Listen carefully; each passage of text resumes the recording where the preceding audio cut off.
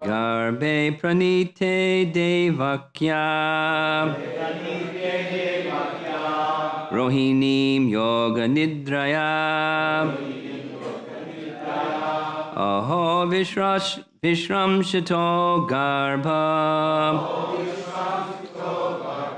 Iti pora vichukrushu. Translation: when the child of Devaki was attracted and transferred into the womb of Rohini by Yogamaya, Devaki seemed to have a miscarriage. Thus, all the inhabitants of the palace loudly lamented, "Alas, Devaki has lost her child." Purport by Srila Prabhupada. Quote, all the inhabitants of the palace, unquote, includes Kamsa. When everyone lamented, Kamsa joined. In compassion. He's a soft-hearted man, right?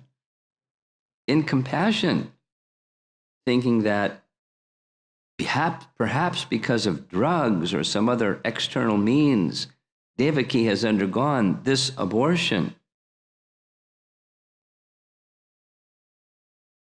The real story of what happened after Yogamaya attracted the child of Devaki into the womb of Rohini in the 7th month of Rohini's pregnancy is described as follows in the Hari Vangsha. Here's the real story. At midnight, while Rohini was deeply sleeping, she experienced, as if in a dream, that she had undergone a miscarriage. After some time, when she awoke, she saw that this had indeed happened, and she was in great anxiety. But Yogamaya then informed her, this is like not in a dream, but after she woke up.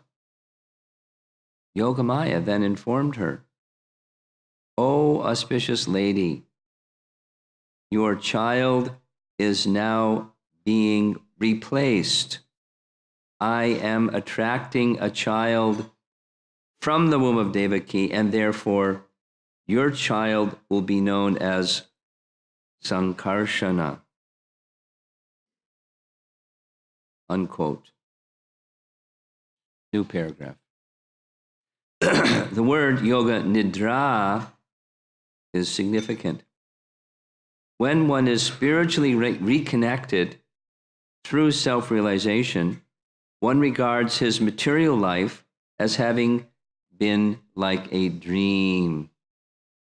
As stated in Bhagavad Gita 269, Ya nisha sarva bhutanam tasyam jagarti samyami yasyam jagrati bhutani sanisha pashyato munehe. Quote, what is night for all beings is the time of awakening for the self-controlled, and the time of awakening for all beings is night for the introspective sage, unquote. The stage of self-realization is called Yoga Nidra. All material activities appear to be a dream when one is spiritually awakened. Thus, Yoga Nidra may be explained to be Yogamaya. So having heard that, let's go back to the verse, see how that fits in. Garbe pranite devakya rohinim yoga nidraya aho visram sito garbha iti ora vichukrushuhu. Rohinim yoga nidraya, not anyway. When the child of Devaki was attracted and transferred into the womb of Rohini by Yogamaya, Devaki seemed to have a miscarriage. Thus all the inhabitants of the palace loudly lamented, "Alas, Devaki has lost her child."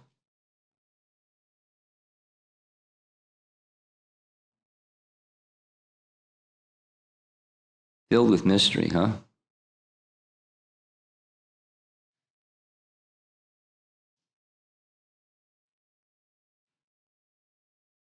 Kamsa felt compassion.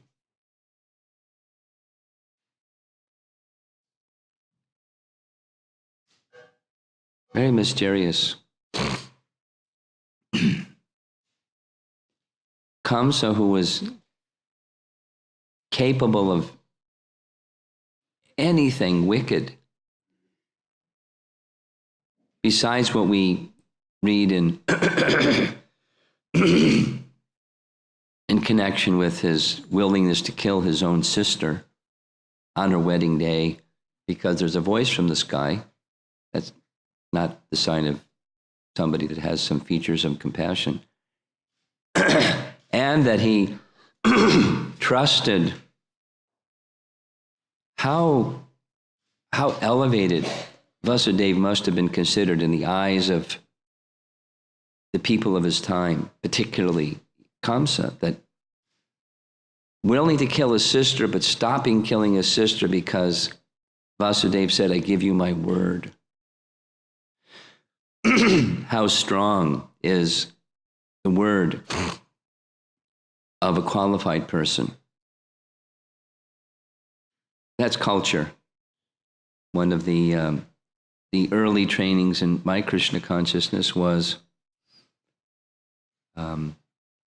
a man is only as good as his word. That's not like transcendental, but it's something that keeps one sober.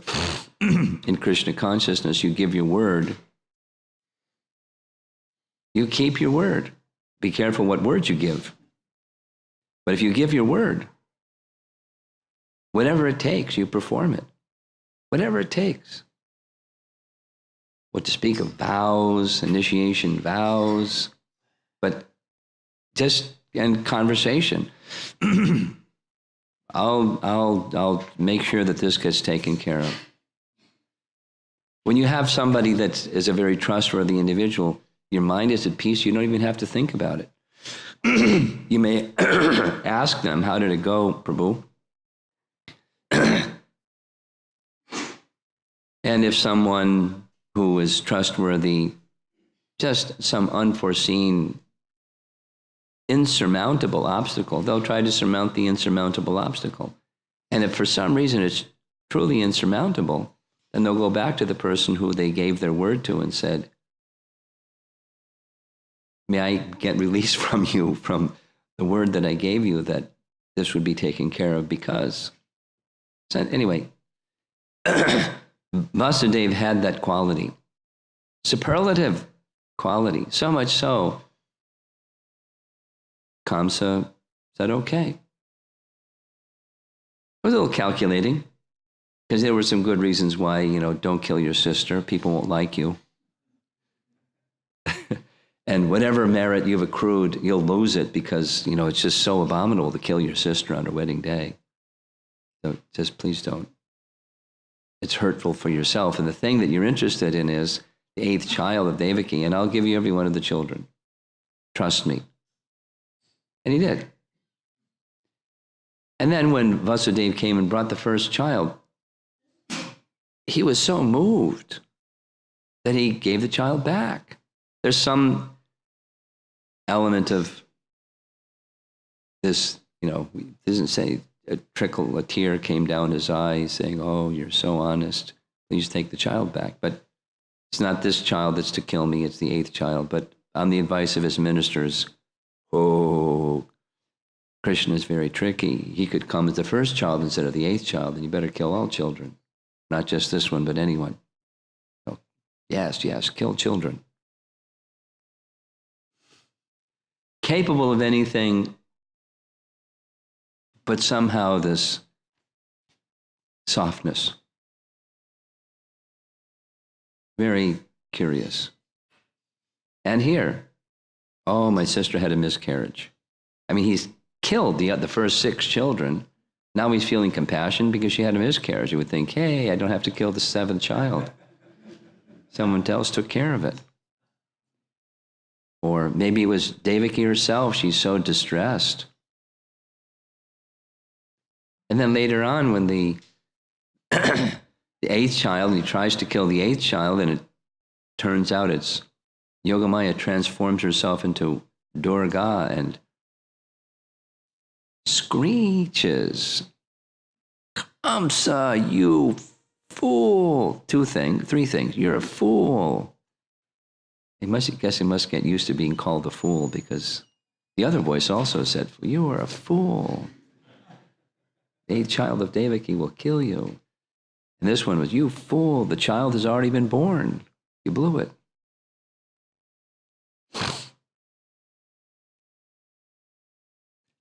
And don't kill any further children. I order you, or you'll be finished. And then some aberration of behavior that he felt a little compassion and went to Devaki and apologized. Gee, I'm sorry. I just killed 6 of your children and tried to kill number 8 and it didn't work out. And really, I'm sorry. But you know how it is. I'm your brother. You can forgive me.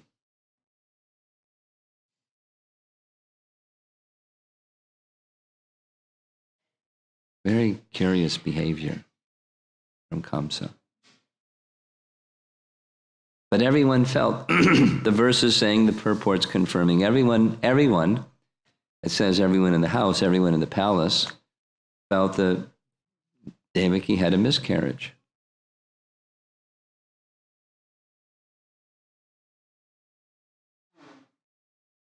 Then the purport is 2 other things. The purport is describing what really happened. In her dream. In her dream. I mean, those of you that are mothers can imagine what this might be like. I can't even imagine what this is like. In a dream, you dream that you had a miscarriage. And you wake up and sure enough, at least the pregnancy is gone. The embryo isn't there, but there's no, anyway, discharge, but there's nothing. And then sure enough, their dream was true. She had a miscarriage. But then Yogamaya pacified. No. It wasn't exactly a miscarriage. I just transferred your child elsewhere. At least according to what's stated here. She didn't say where. Yogamaya didn't say where. Just, I've transferred your child elsewhere, and he'll be called, because he's been transferred in this way, he'll be called Sankarshan. So Devaki knew not only that Krishna was her son, but Balaram was her son. So when Krishna and Balaram came back after so many years in Vrindavan and came back to Mathura and released Vasudeva and Devaki from their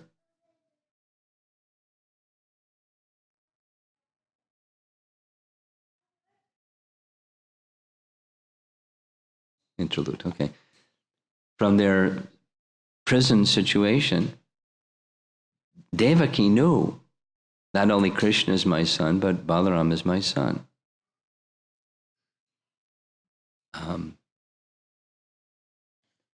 I haven't read any description of what, how Rohini understood that, whether Balaram was actually Devaki's son transferred to her womb instead, In any case, Balaram was the son of Devaki, and Krishna was the son of Devaki. And the concluding part of the purport is that this term Yoga Nidra, which we normally hear in terms of Mahavishnu, during his Yoga Nidra or mystic slumber, that's Mahavishnu. During his mystic slumber, he's breathing, and the universes come, and universes are sustained for some time and withdrawn during his period of Yoga Nidra. But the term is being applied here in this case to Devaki.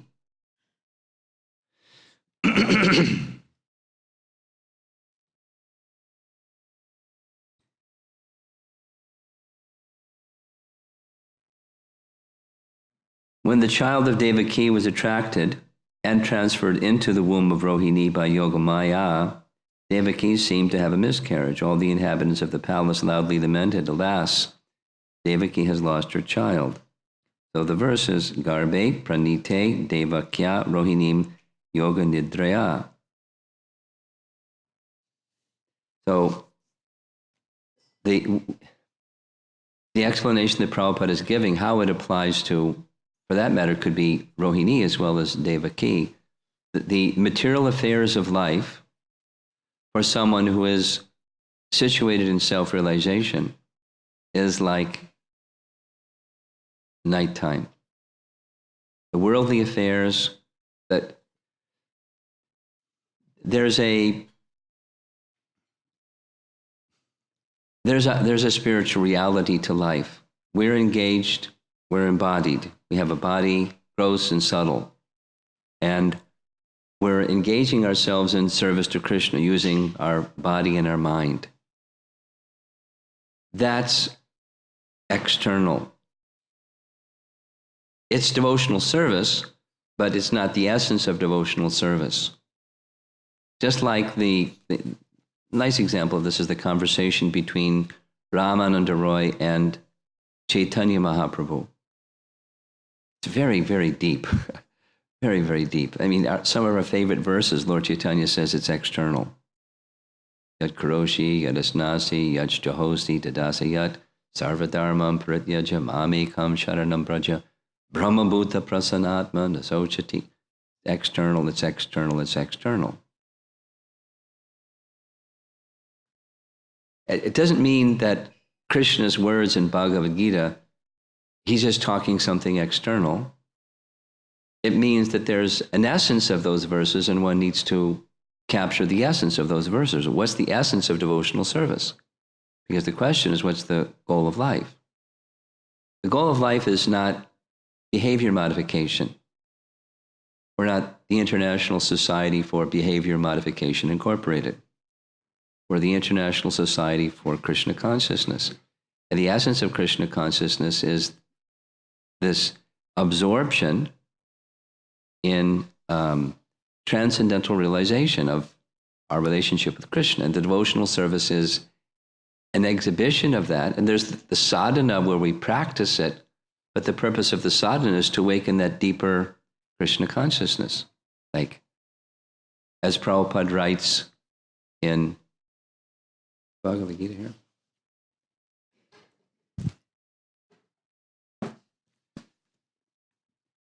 "241 Bhagavad Gita purport, very nicely expressed, is this.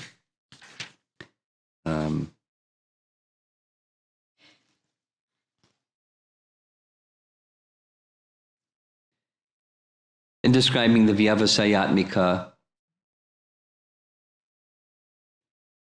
capacity of one who is fixed in their purpose, their devotional service is fixed because their purpose is one. And when their purpose is one, Prabhupada explains, one need not strive for good results.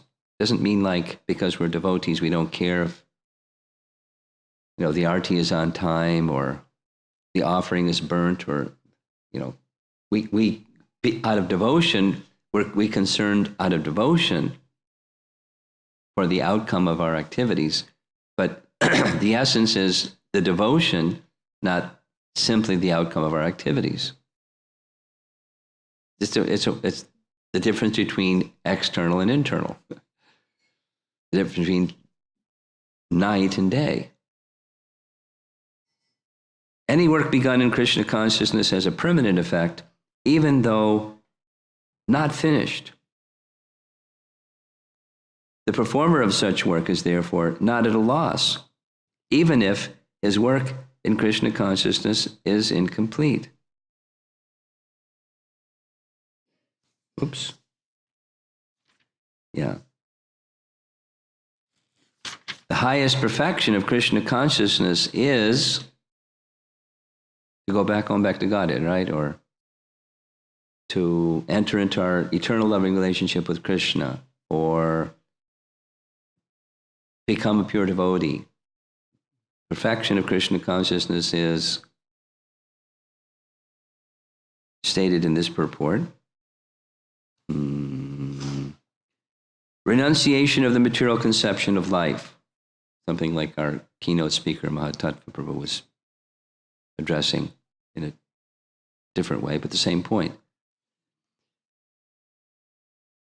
The essence is not just the behaviors that we do. The essence is entering so fully into the spiritual conception of life that the material conception of life is external. As it's described in Nectar Devotion, the essence of devotional service is not just the behaviors that we do, it's the consciousness behind the behaviors that we do. The essence of Krishna consciousness is not, many people can ring a bell, light a stick of incense, and move some circles and say some mantras. That's not the essence of Krishna consciousness. It's not the essence of chanting. It's not the essence. What's the essence?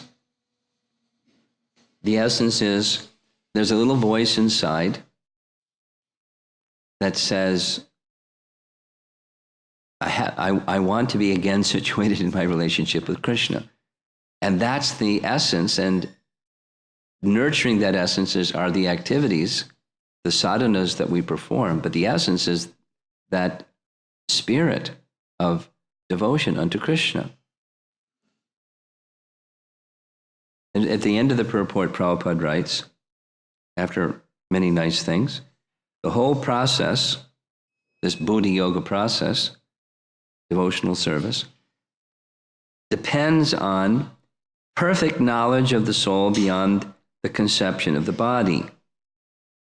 Not theoretically, but practically, where there's no longer a chance for sense gratification, manifested in fruitive activities. We can take up devotional service with the same mentality as a fruitive worker. It's just like, I'm going to get my place or get my sense gratification or get what I want. I just received a letter from someone that says, Maharaj, you're like a desire tree and kalpavriksha, and I've got this material desire. So please bless me. That's not something new. Harisori told this story, especially for the devotees from Dallas. You'll perhaps appreciate it. Involves Tamal Krishna Maharaj. Prabhupada was traveling once in a train, and the arrangement that they made was that Prabhupada was given a first-class compartment, and there was one devotee with him to make sure that he wasn't interrupted. And that devotee in this case was Tamal Krishna Maharaj, riding shotgun, making sure nobody disturbed Prabhupada. And then the sannyasis and the other devotees were in other cars, other compartments in the same train. And nobody could get in to see Prabhupada because there was Tamal Krishna Maharaj at the door, making sure that that wouldn't happen. But he had to answer the call of nature, so he went to the bathroom, and when he went to the bathroom, somebody passed by and saw a sannyasi sitting in that compartment. So they came right in and sat down, and Prabhupada invited them in, and they sat down, and they were conversing, and Tamal Krishna Maharaj came back and, was ready to hustle him out of the compartment. Get out, this is Prabhupada. Don't disturb him. And Prabhupada stopped him and said, oh. And the man said, Swamiji, I've heard about you. You're a very celebrated personality, and I wish that you would give me your blessings. And Prabhupada smiled and said, yes, I'll give you my blessings. Said Tamal Krishna Maharaj, invite the sannyasis that are down in the other compartments to come here. And they all would stand, tall devotees standing at the door, and the man looking up at them, and he said, my blessing is you become like them.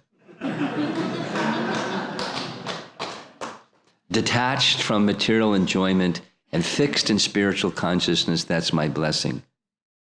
And the man looked at his watch and said, well, Swamiji, I have to go now, and it's been very nice of you to give your association, but my family's waiting and I have to go.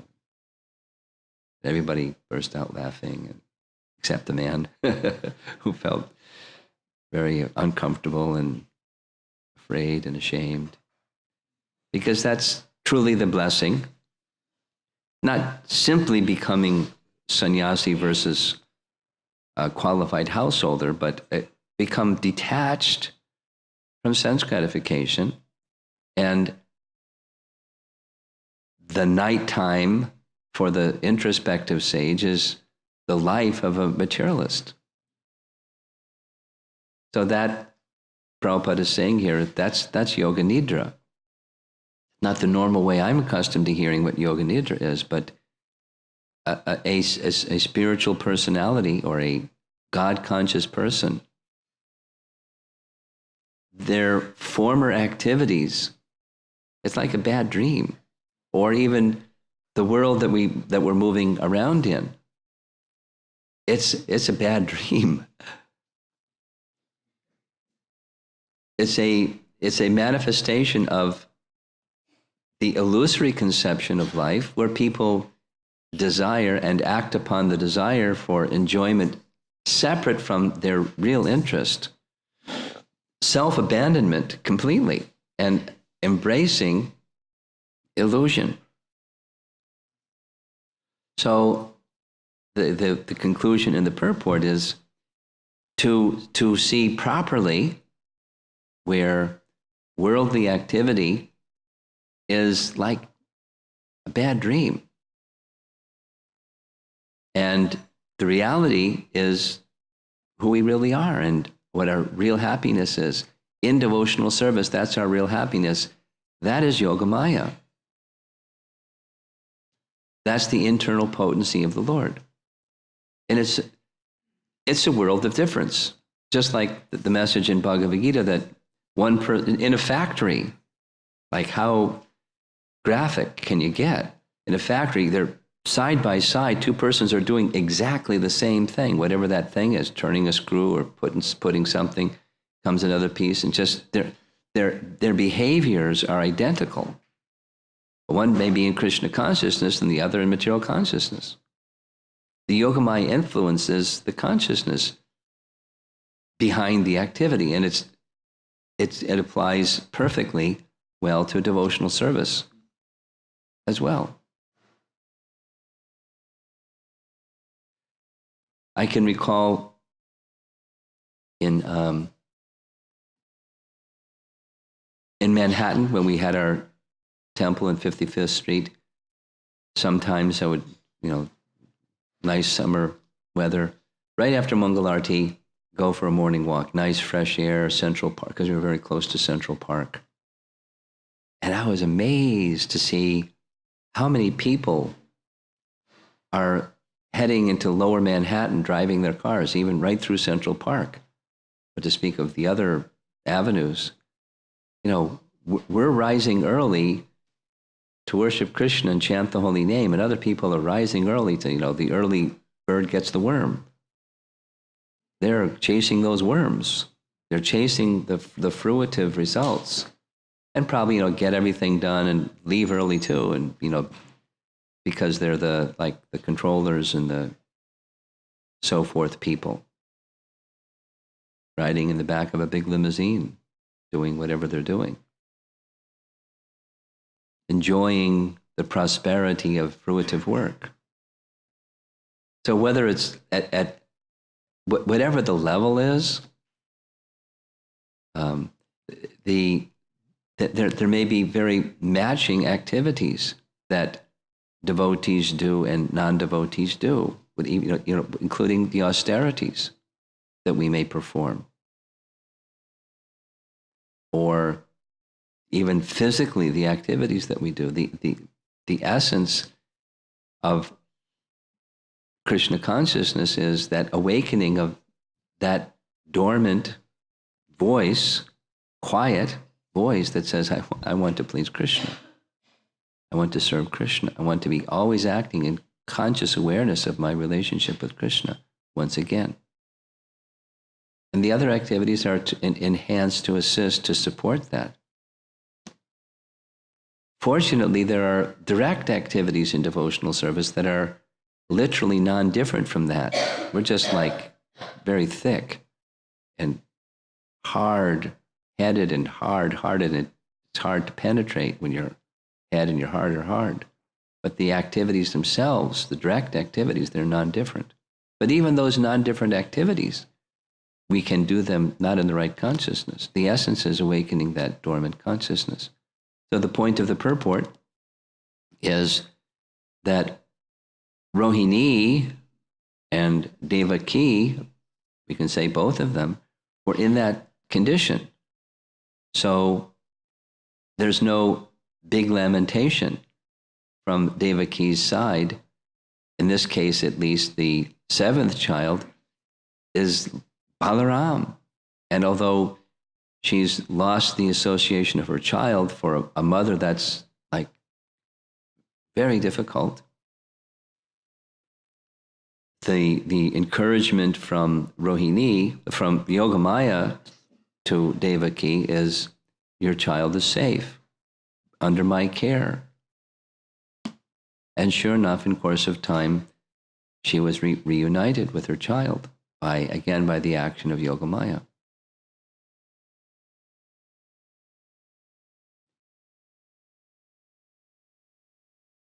Last point, then we'll stop, that we have reversals in our devotional service, as this is like, here's Devaki. She's qualified to have Krishna as her son.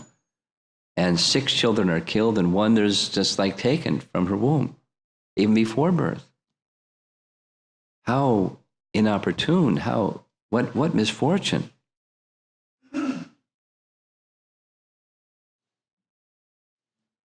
And any reversals that we may have, how does it compare to that? Yet she's fully under the influence of Yogamaya, fully protected by Yogamaya. So in her case, it took like long time, but sure enough, she was reunited with those 6 sons that were taken from her, and reunited again with Krishna and Balaram, because she's under the care of the internal potency. When you're under the care of the internal potency, it's not like you dictate what's good and what's bad, and what's fair and what's not fair, and what's right and what's not wrong, not right.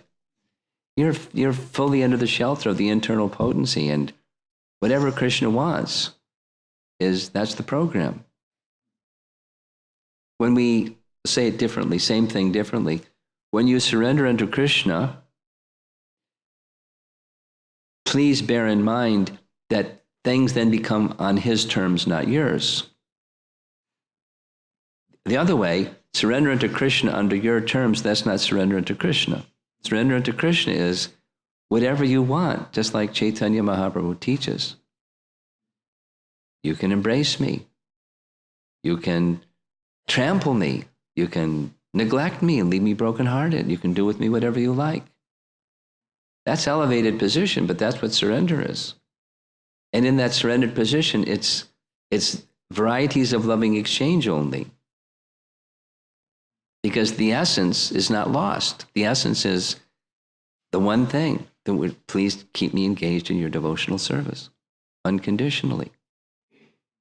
That's a high platform, but that's the teaching that Lord Chaitanya is extending to us. It's the invitation that he's extending to us to come to that position of devotional service. And keep your eye on that position of devotional service and hear that voice within your heart that says yes. And then when the circumstances are different than what you'd like it to be, don't whine and complain. It's part of the enhancing of our exclusive shelter in Krishna when the external things aren't going right. It happens. It happens to us, it happens to Devaki, and it can happen to anybody. But in the course of devotional service, that's all right. When we have faith and trust in Krishna, we actually have shelter in Krishna. It's all right.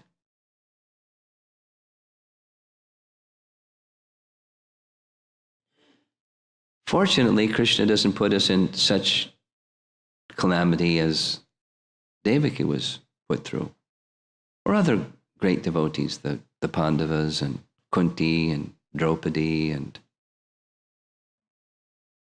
Prahlad Maharaj and, phew.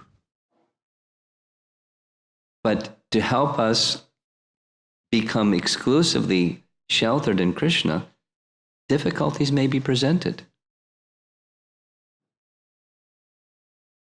One of my favorite ones is Sanatana Goswami and his journey to spend time with Chaitanya Mahaprabhu, and he traveled exactly. I mean, he was a minister. He was the chief minister of Nawab Hussain. He was so skilled. He found out exactly the places where Lord Chaitanya went when he went through the Jarikhanda forest, and he went exactly to those places. And in the forest, he found the forest-dwelling people, and what did Lord Chaitanya do and say, and all, because his life was Lord Chaitanya. Everything, totally his. And then he contracted this illness where his body became filled with yucky, smelly, pussy, oozing sores, wet itches. It smelled bad. And he began to think, what's the use of this body? Because when I go to Puri, Lord Chaitanya is going to want to embrace me, and I'm just going to smear this yucky stuff all over his body. Better to get rid of this body. What's the use of it? It's just a nuisance. It's a disturbance. So the whole story. He had his plan, Rath Yatra, under the wheel of the cart, crushed. Give up my life. Before saying anything to anybody, Lord Chaitanya told him, you can't do that. If liberation was as easy, then we'd all jump in front of the cart, and but your body belongs to me. You can't dispose of it. It's my property.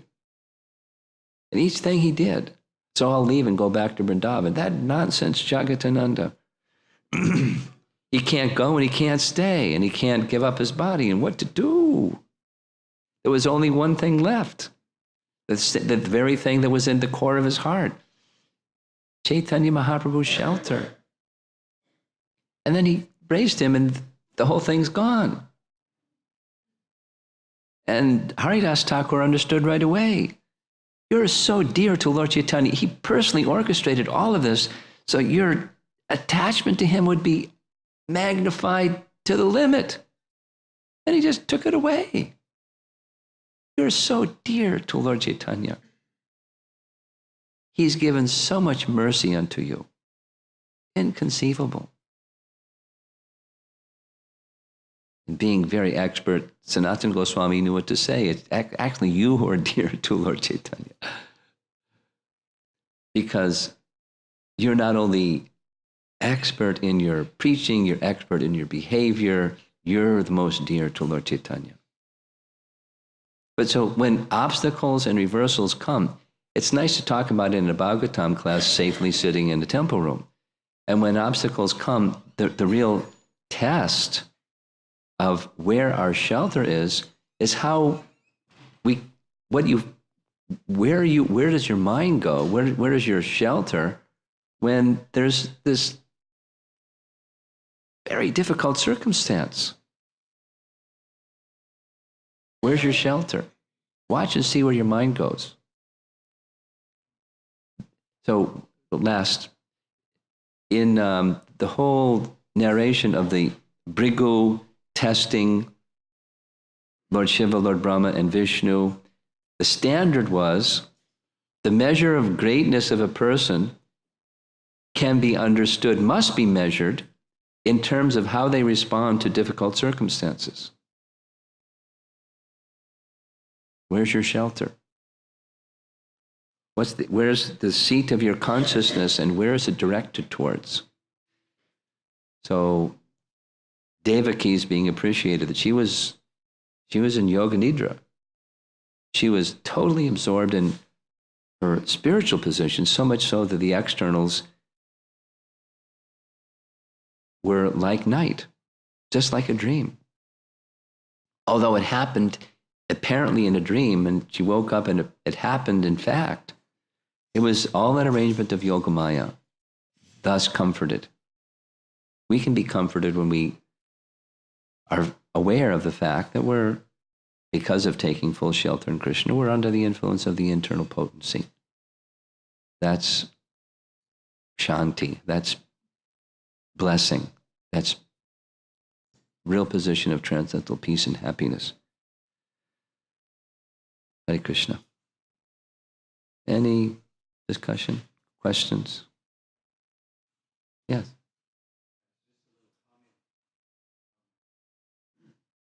When you were describing the story about Srila Prabhupada in the train and what occurred there, it reminded me of a little incident in the subway system in Toronto last summer.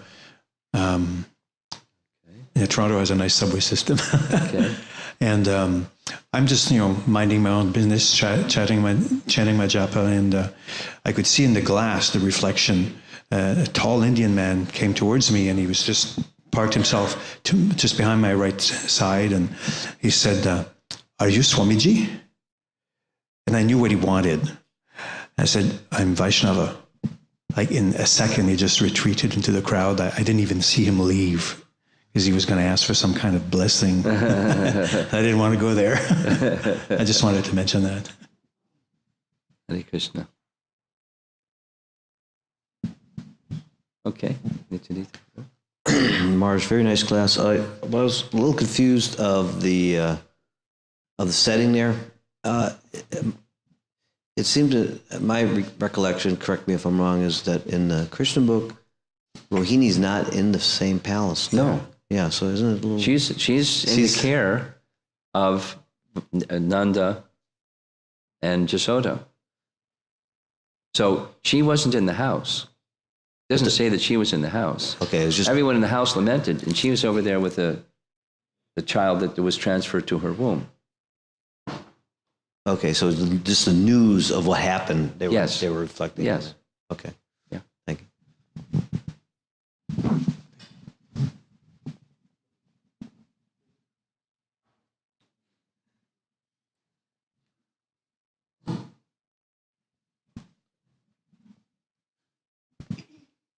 Hare Krishna.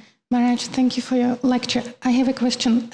Is there a difference between the difficulties that Krishna arranges for us and the difficulties that affect the living beings like Adi Atmika, Adi Bhautika, Yes, and Adi it's a Daivika? world of difference. It's a difference between night and day. And how do we distinguish between those if it affects us? How much are you actively taking shelter of Krishna? That's the barometer. And the barometer of that is, how do you respond when you see those difficulties? In principle, because we're engaged in Krishna's service, we're under the care of the internal potency. There's qualifiers. There's degrees of that. There's language that Prabhupada regularly uses, proportionate to one's surrender to Krishna. There's, yayatam mam prapadyante. So we can be very actively, consciously, deliberately, enthusiastically taking shelter of Krishna. And then we can, take a vacation. There's no vacation because you're controlled or you're controlled. One lecture that Prabhupada was giving in New York, it was very strong impression. He said that one moment you can be taking shelter of Krishna, but it's not that you then have to invite Maya if you want to be engaged in material activity. As soon as there's some slackening in one's submission unto Krishna, immediately Maya is there. So it can be vacillating or oscillating situation where I'm submitting consciously unto Krishna, and it's like, I'll pick up your bead bag and start chanting and watch what happens. It's an active process, and that brings us in contact with the internal potency. Thank you. Okay.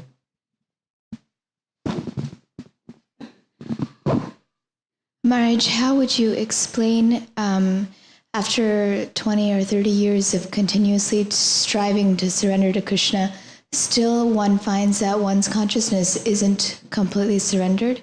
What is the mistake in that? This is a common question. It's a nice question, and the simple answer, it can be, you can have a whole seminar on this one, but a simple answer is, you know the example of the marriage party, and they're rowing all night, but the anchor is in and they don't go anywhere. It's like that. If one holds on to material attachments while striving to go forward in Krishna consciousness, progress is limited. There has to be, just like, oh, you weren't there, just like Mahatattva's opening presentation, the first part that was at the beginning of his opening presentation, there has to be willingness to let go of even the idea, or the striving for finding happiness by contacting the senses with sense objects. Just the principle. If we can be engaging in devotional service and it remains external, we're holding on to, this is going to bring material happiness. Material happiness.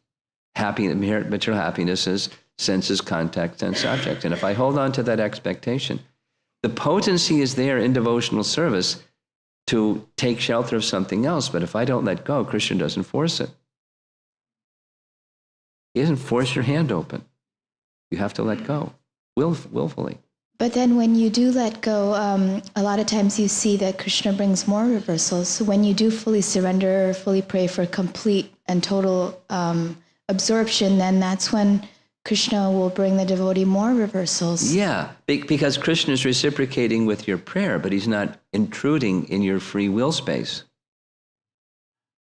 He reciprocates with your prayer. And commonly what I see is when Krishna starts taking things out of your hand because you asked him to, not you, but persons start complaining and whining.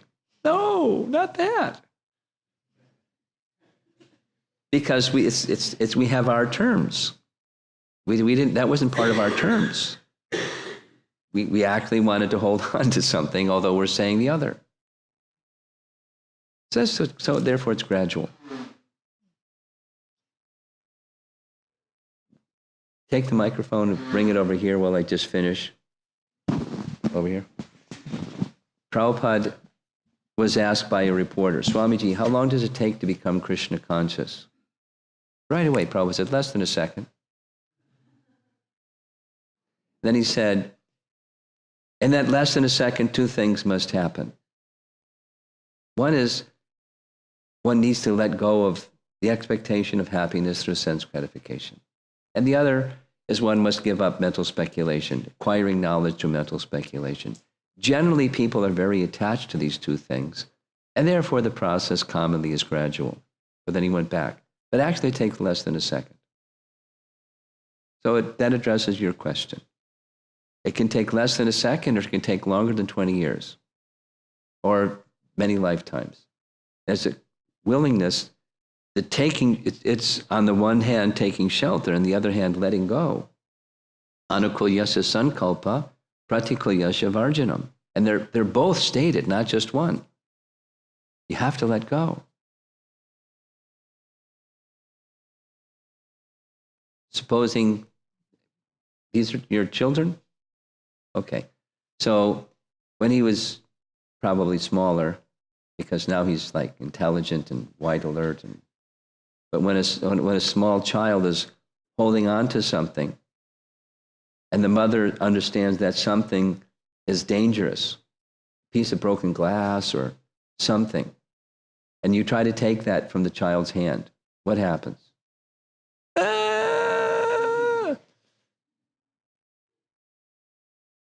But you take, this is Prabhupada's example, you take something glittery, shiny, rattly, something, the jaw opens and the hand opens and they take the, you have to let go of something in order to take another something. So while I'm saying I want to, take full shelter of Krishna, if I'm holding on to something, I'm not going to take full shelter of Krishna because we're attached. So we need association of devotees who understand the principle of detachment. They understand us, and they help us grow in shelter taking and letting go. And it's okay. It's like, we're not nowhere. That was Arjuna's concern. What if I start and I don't finish? Then I'm nowhere. I'm neither here nor there.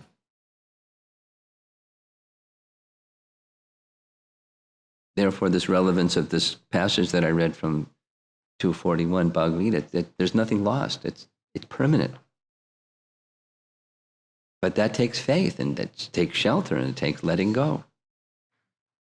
Last question. In the beginning, you talked about culture, and human life is not biological. Dharma hinena pashavi samana. So we've come in our Western culture, we've been given this amazing Sanatan Dharma. And can you speak about the importance of adding Dharma to that, adding culture, adding training? What is it important, or do we just become devotees and then that's it? Well, the last comment that I just made was on that point. Through culture means the features of persons. It's not like I'm looking at this photograph of the little arch over here and Prabhupada's Samadhi over here and the temple, Krishna Balaram temple in the background. And so that's architecture. That's a dimension of culture. But behind that architecture, there's the architect. And there's the inspiration to think of Krishna when you see certain architecture and think other things when you see other things. Here's another Prabhupada story. One time, one of the places that Prabhupada liked to walk was in Central Park. So one time we went to the east side, just above 72nd Street, and there's this pond, or lake. And around it's a storytelling lake where they have statues of, Henry Wadsworth Longfellow, and this one's and that one. With parents bring groups of children, and they sit down and they read a story that Henry Wadsworth Longfellow wrote beneath his, and Charles Dickens, and this one, that one. So we're walking around, and Prabhupada was making remarks. And then he pointed with his cane and said, "What's up there?" and just started walking. So we started going north. We're going, there's a little trail, and went through all these trees, and all of a sudden we came to a big clearing, and there was this sculpture, modern art, the Museum of Modern Art. This sculpture of this twisted metal and distorted, amorphous glob of steel. Prabhupada pointed his cane and said, "This is the mind of the modern artist." They're calling And they're calling this culture. So culture means the consciousness of the persons with whom we associate. And that's what training is. It's not only the words, it's the association that helps us detach and attach. So there are forms of that, but the essence is attachment to Krishna. So through association with those who are attached to Krishna, we can become detached from matter and attached to Krishna. We need that association, that culture, that training. We need the essence, not just the form. And we want the real essence, the real substance, the real thing. Okay, I'll end there. Thank you very much. Srila Prabhupada Ki Jai.